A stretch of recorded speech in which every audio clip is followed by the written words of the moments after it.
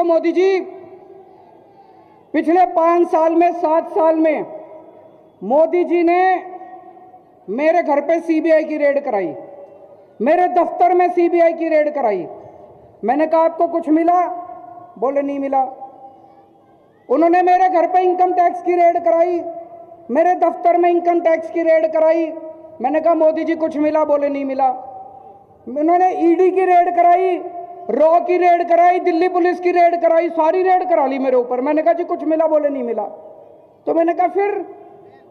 बोले वो एक कवि है, उसके वो बता रहा था कि आप एक कवि है, कोई गाजियाबाद में रहता है, कोई कवि कह रहे, वो कवि कह रहा था कि केजरीवाल आतंकवादी है। उसके सपने में आया था, उसके सपने में आया था कि 7 साल पहले मैं उस कवि को ये क्या, वो बच्चे समझ गए।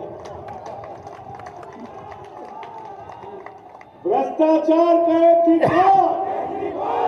वो कहते जी उस कवि के सपने में आया था कि 7 साल पहले मैं उस कवि को कह रहा था कि मैं भारत के 2 टुकड़े कर दूंगा और 1 टुकड़े का प्रधानमंत्री मैं बन जाऊंगा।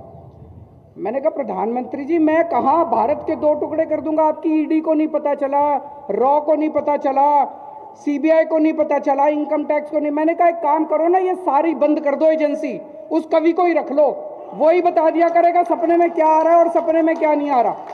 ये बंद कर दो, सीबीआई बंद कर दो, रॉ बंद कर दो, ईडी फीडी क्या दुखी कर रखा है दुनिया को, उस कवि को ही रख लो अपने दफ्तर में, वो कवि बता दिया करेगा। तो इन्होंने तमाशा कर रखा है देश की सिक्योरिटी का, इन्होंने कॉमेडी कर रखी है देश की सिक्योरिटी की।